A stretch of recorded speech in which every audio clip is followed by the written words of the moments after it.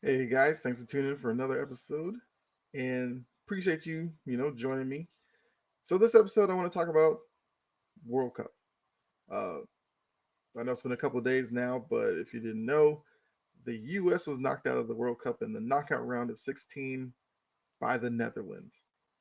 If you remember when I did the bracket on here a few episodes ago, I predicted the US coming out of the group facing the Netherlands. I said they would have a chance in the game. It'd be tough. I think I actually picked the U.S., but that was partly me being a homer. Can you blame me? But basically, I want to break down the game a little bit and let you know where do we go from this point on. So going to the game, like I said, Netherlands wins 3-1, and I think a lot of people were looking at after the game. How should we feel about the U.S. during the World Cup? So to me, plain and simple. It was a success number one to begin with because they made it there.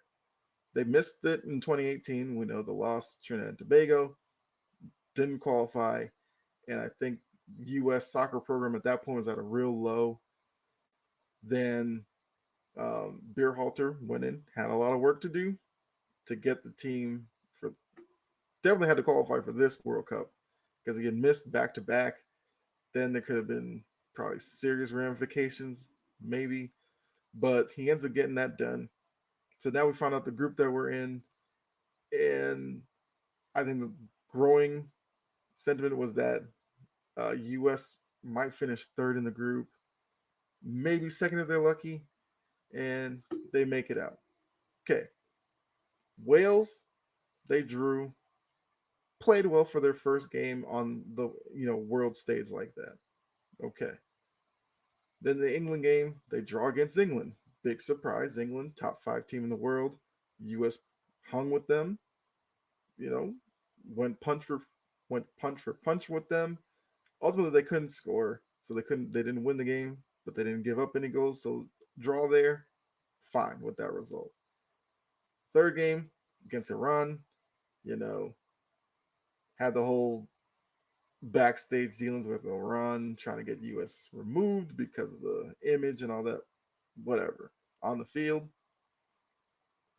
U.S. played well. They got a goal, and then they hung on and beat Iran. Cool. Now Netherlands, different animal. Because group stage, one thing, knockout rounds, much different.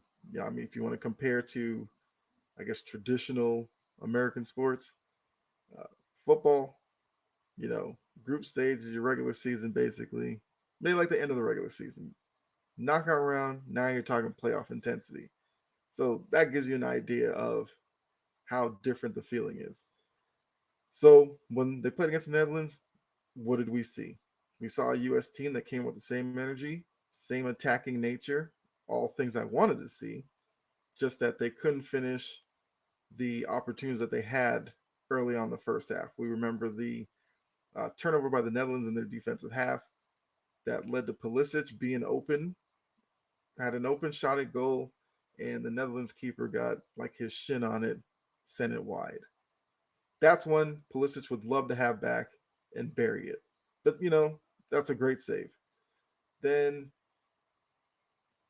what was it? The opportunity by, I believe, was Weah, where, he took a shot off a deflection. Really good shot.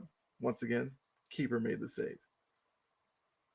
So, US we saw was really going for that first goal, and the Netherlands was kind of safe with sitting back, getting their defensive shape set, and then when the opportunities were there, they went on the counter, which is something I believe I brought up in that same video where I did the bracket where I said that's what the new US is going to have to worry about because we saw throughout the group stage that's how the Netherlands really played.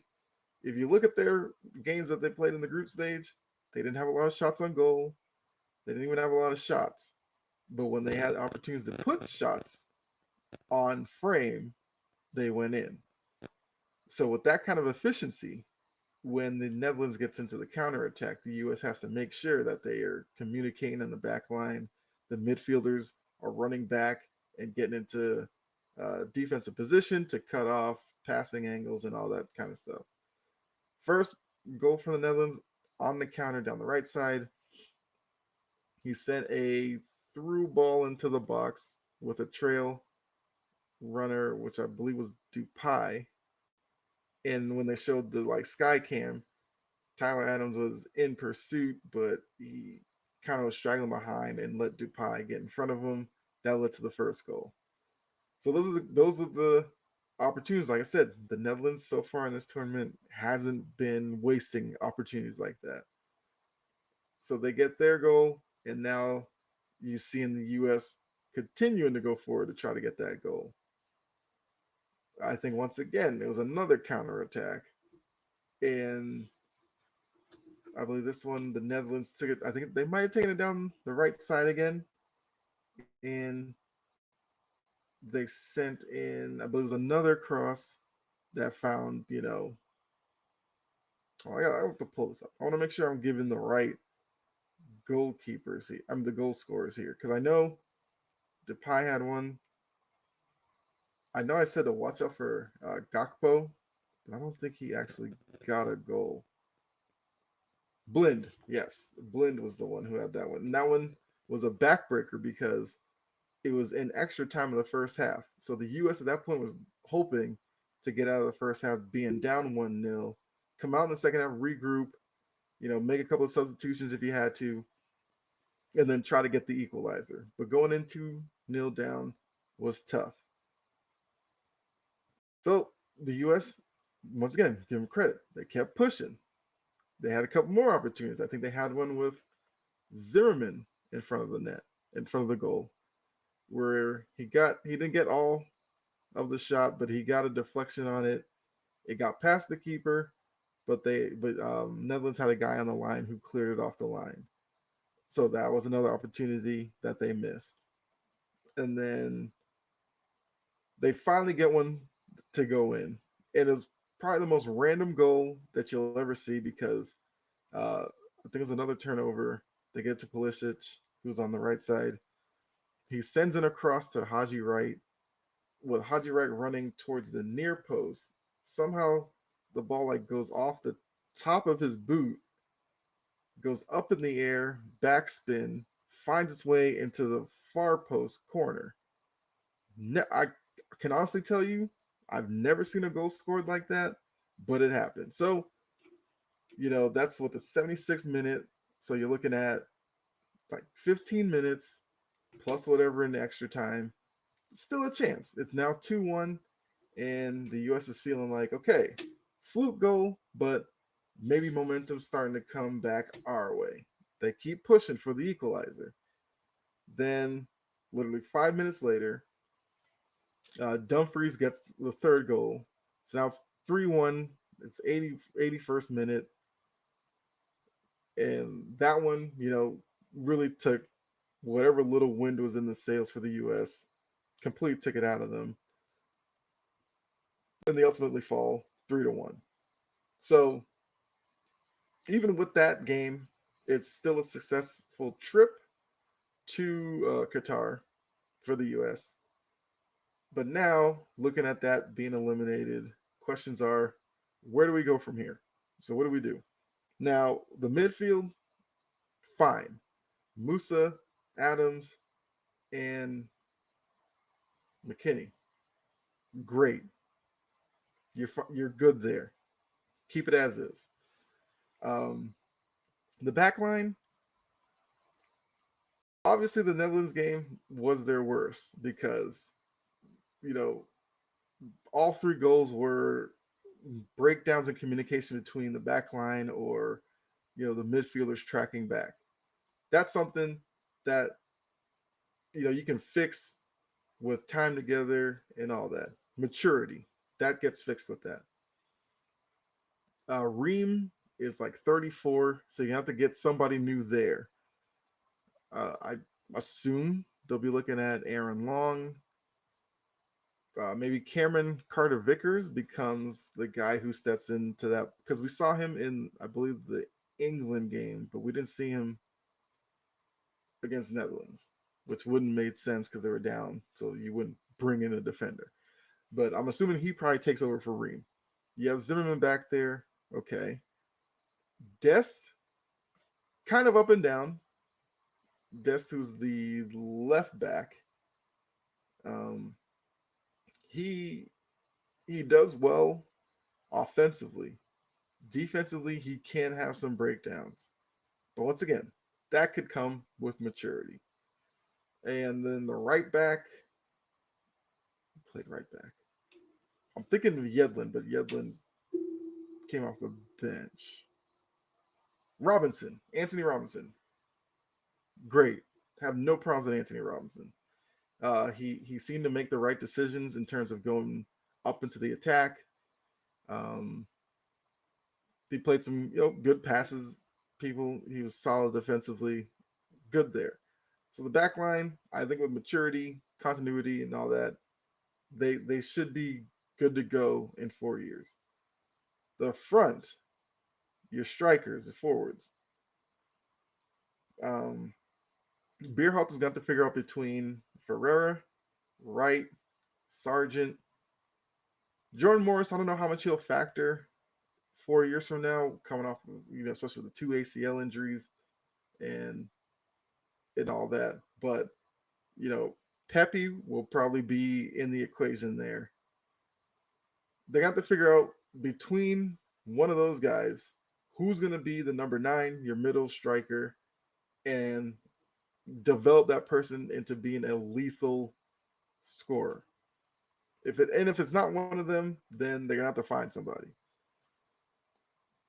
So playing off of those guys with Pulisic and Weah, I think you're good there. And then with Aronson in that rotation coming off as a sub, Reyna's gonna be interesting. A lot of people were clamoring for more Reyna this time around.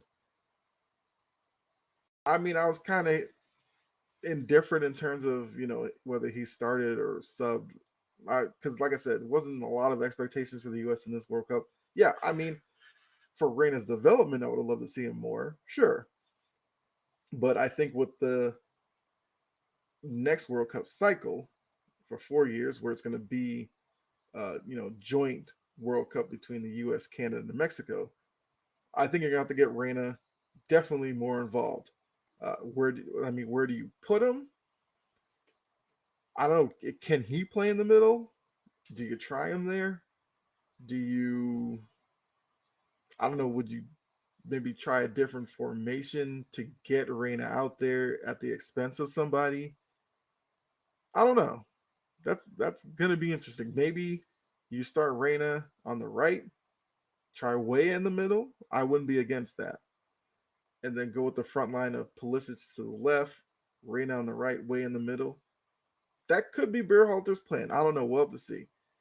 But um, but yeah, Aronson I think can be your super sub because I think he fits perfectly in that role. So I do think some of the answers to the questions coming out of the World Cup are internal, like with the current group. While um, if they wanted to go with Pepe, who wasn't even at the World Cup, and use him as your number 9, fine. But I do think it was an encouraging World Cup because I think they were the second youngest team. They showed well, and just seeing people's reactions in terms of like non-Americans, like English fans or whatever, basically off, especially with the USA England game. I think a lot of people are coming out of this internationally excited to see what the US looks like in 4 years, and I think that's a big deal as well. So like I said, we'll have to see with Beerhalter, who's another guy who I think there's probably 50% of US fans who thinks he's the right guy, then 50% who thinks he's probably not the guy to get you over the hump to possibly win a World Cup at some point.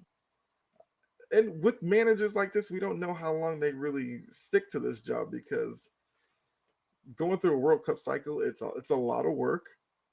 Because just because the World Cup is 4 years away doesn't mean Beerhalter's job stops right now until like 2 years down the line where you really start thinking about the World Cup.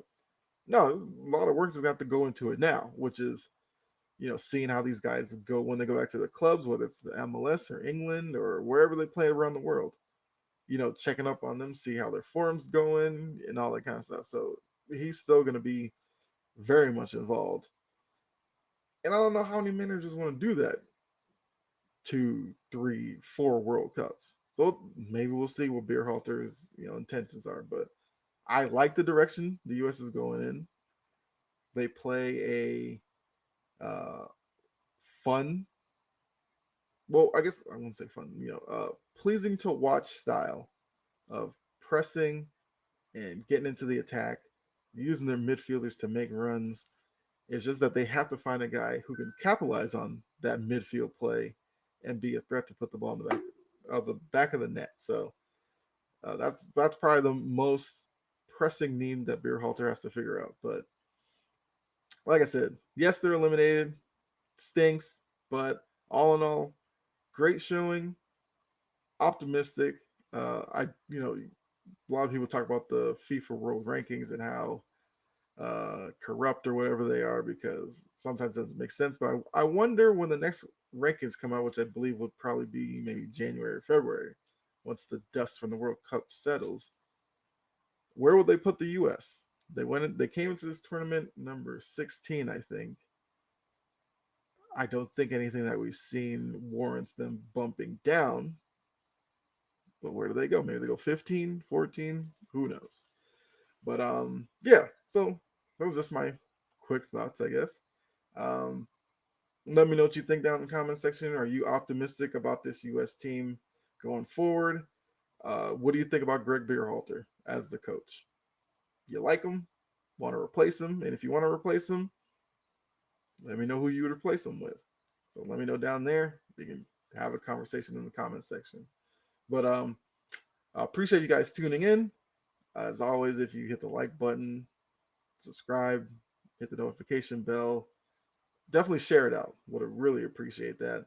Uh, I, love anything that you want to do.